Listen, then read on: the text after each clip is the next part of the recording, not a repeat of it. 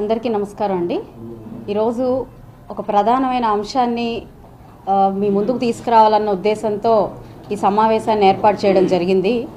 నిన్నటి రోజున మనకి ఒక 2-3 రోజుల నుంచి సైక్లోన్ ప్రభావిత ప్రాంతాల నుంచి ఇబ్బందికరంగా ఉన్న వాళ్ళందరికీ, రీహాబిలిటేషన్ సెంటర్స్లో ఉన్న వాళ్ళందరికీ కూడా రాష్ట్ర ప్రభుత్వ దిశానిర్దేశం మేరకు అత్యవసర సరుకులన్నీ కూడా పంపిణీ చేయడం జరిగింది.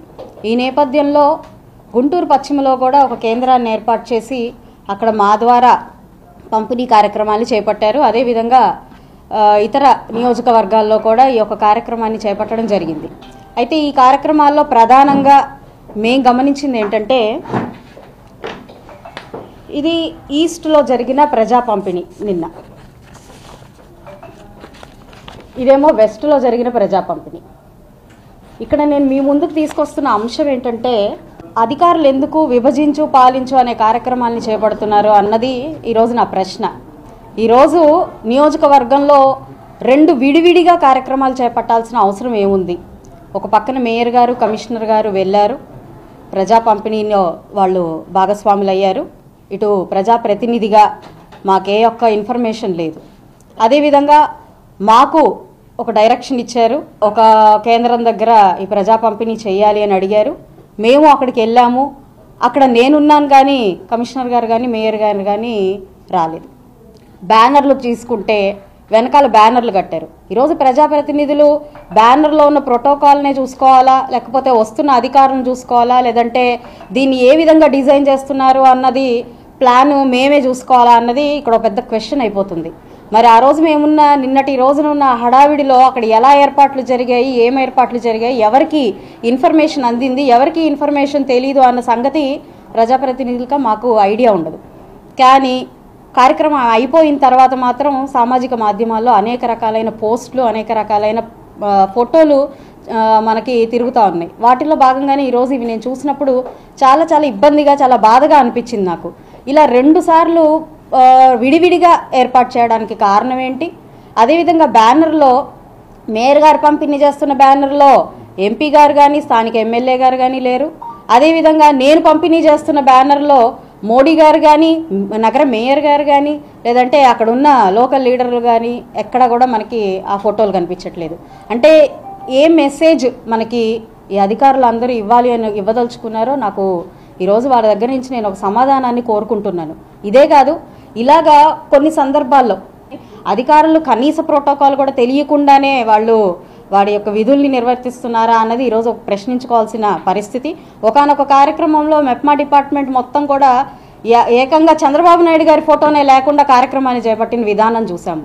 అదేవిధంగా ఒక్కొక్క కార్యక్రమంలో నరేంద్ర మోడీ గారి ఫోటో లేకుండా కార్యక్రమాన్ని చేపట్టడం చూస్తూ ఉన్నాము.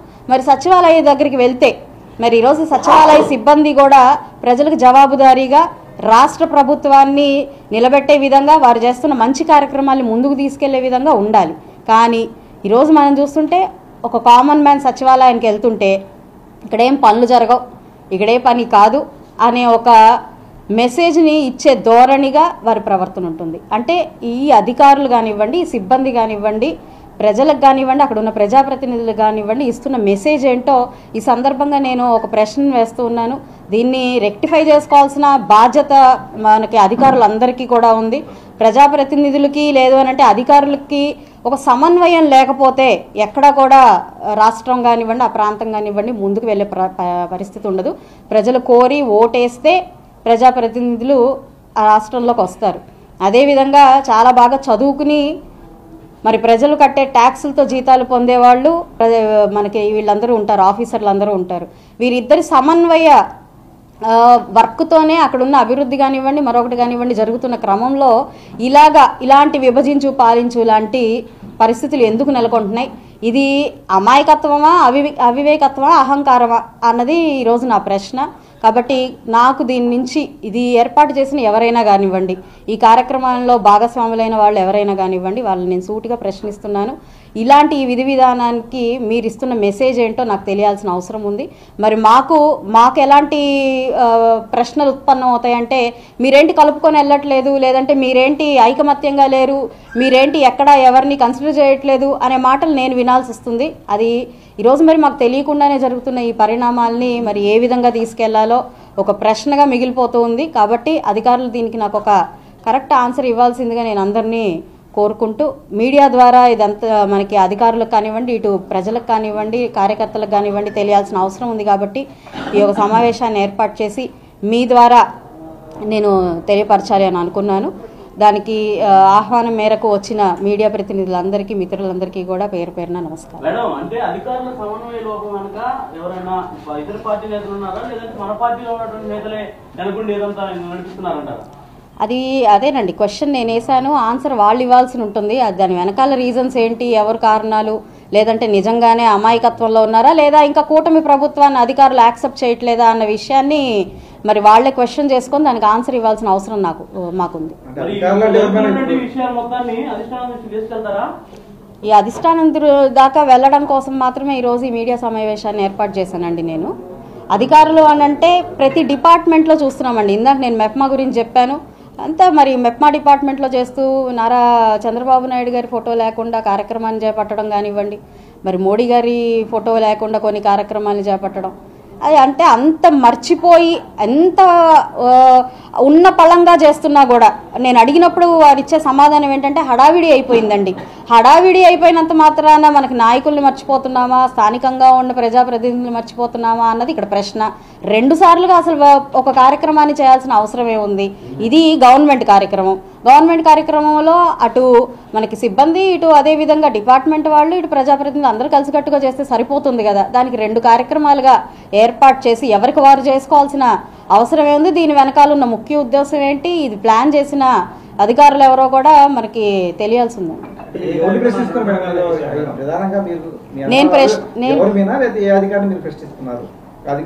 ఈ రోజు ఈ ప్రోగ్రామ్ని నిన్నటి రోజున జరిగిన ఈ ప్రోగ్రామ్ని డిజైన్ చేసిన వాళ్ళు ఎవరు, దీన్ని 2 విధాలుగా ఎందుకు డిజైన్ చేశారు, నన్ను ఒకవైపు ఒక డైరెక్షన్లో, అదేవిధంగా అధికారులు మేయర్ గారు ఒక డైరెక్షన్లో ఎందుకు డిజైన్ చేసి వాళ్ళు మా ఇద్దరిని ఇలాగ వేరుబంధం చేసి ఈ యొక్క కార్యక్రమాన్ని నడిపించాల్సిన అవసరమే ఉంది.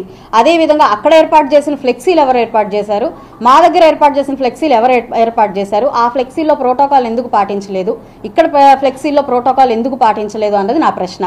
దానికి కారణమైన వాళ్ళందరికీ ఈ ప్రశ్న. ప్రతిసారి మీరు నియోజకవర్గంలో సమస్యలు వెలుగుతున్నారు, ఒక సమస్య కూడా పరిష్కారం అవ్వట్లేదని మీరు ప్రతిసారి కౌన్సిల్ చెప్తున్నారు. దాని మీద ఏమైనా అధిష్టానం దృష్టికి తీసుకెళ్తారని? 100% అండి. ఈరోజు కౌన్సిల్ సమావేశాలు కావచ్చు, లేదంటే మీడియా ద్వారా వెళ్తున్న సమాచారం కావచ్చు, ప్రతి ఒక్కటి కూడా పైన గమనిస్తూనే ఉన్నారు. ఏదైనా ప్రజల కోసమే ఇటు అధికారులు ఉన్నా, ప్రజాప్రతినిధులు ఉన్నా ఈ సమన్వయంతో ముందుకు వెళ్తే పరిష్కారం అవుతాయే తప్ప ఎవరికి వాళ్ళు ఇది మా సమస్య కాదు అని వదిలేస్తే మాత్రం ఏ సమస్యకి పరిష్కారం రాదు. గుంటూరు పశ్చిమ నియోజకవర్గంలో ప్రధానంగా చాలా సమస్యలున్నాయి. వాటి మీద నుంచి ఎప్పటి నుంచో 1.5 నుంచి కూడా పోరాటం జరుగుతుంది. వాటన్నిటికి కూడా సత్వరమే పరిష్కారం రావాల్సిన అవసరం ఉంది. ఇది అధికారుల సమన్వయంతో వారి యొక్క నిబద్ధతో మాత్రమే అయ్యే పని కాబట్టి వారు అందరూ కూడా దీన్ని సహృదయంతో అర్థం చేసుకొని ప్రయారిటీ వైజ్, నేను లాస్ట్ టైం కూడా కౌన్సిల్లో అడిగాను, వర్క్స్ ప్రియారిటీ బేస్డ్ వెళ్ళండి, ఇక్కడ ప్రజలకి నిజంగా ఇబ్బంది పడుతున్న అంశాల మీద దృష్టి పెట్టండి, వాటిని ముందుకు తీసుకెళ్ళండి, ఒక సొల్యూషన్ ఇవ్వండి అని చెప్పి పదే వాళ్ళని కోరడం జరుగుతుంది. అయితే కొన్నిటి మీద వారు దృష్టి పెడుతున్నారు, మరి కొన్నిటిని ఉపేక్షిస్తున్నారు. అది వాళ్ళ అర్థం చేసుకొని ముందుకెళ్లాల్సిన అవసరం ఉందండి. అయితే తెలియాల్సిందండి. మరి నాకు తెలియకుండా అక్కడ ఒక ప్రోగ్రాం జరిగింది. 24వ డివిజన్లో వారిద్దరితో నేను ఫ్లెక్సీలు చూస్తే తప్ప నాకు అర్థం కాలేదు. నాకు ఆ ఫోటోలు నేను సోషల్ మీడియాలో చూసిన ఫోటోల మేరకే నాకు తెలిసింది. అది కూడా నేను సాయంత్రం నిన్న నైట్ చూశాను. అప్పుడే నాకు తెలుసు ఇలా 2 ప్రోగ్రాంలు జరిగిన విషయము. సో నాకు కూడా ఐడియా లేదు. అందుకని ఇవాళ వెంటనే నేను ప్రశ్నిస్తున్నానండి అందరినీ, ఎందుకు ఇలాగ జరిగింది, దీనికి కారణం ఎవరు అన్నదే నా ప్రశ్న. దానికి ఆన్సర్ రావాల్సి ఉంది. మేడం, గుంటూరు నగరపాలక సంస్థ పరిధిలో 3 నియోజకవర్గాలు ఉన్నాయి. పర్టికులర్గా మీ నియోజకవర్గంలోనే కాంట్రాక్టర్లకు బిల్లు చెల్లించట్లేదని మీరు ఆరోపిస్తున్నారు.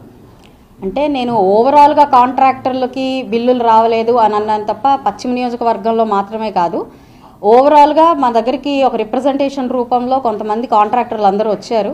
వాళ్ళు వచ్చి అనేక సమస్యలు మా ముందుకు తీసుకొచ్చారు. మేము కూడా మరి డివిజన్లోకి వెళ్తున్నప్పుడు ఈరోజు ఒక్క దర్గా బ్యాక్ సైడ్ ఉన్న రోడ్డు మనం తీసుకుందాం, అది ఎంత ఒక 200 మీటర్లు కూడా ఉండని రోడ్డు, అది ఎందుకు వేయలేదు అని ప్రశ్నించినప్పుడు కాంట్రాక్టర్లు అధికారుల మీద, అధికారులు కాంట్రాక్టర్ల మీద ఒకళ్ళ మీద ఒకళ్ళు చెప్పుకునే పరిస్థితి కనపడుతుంది.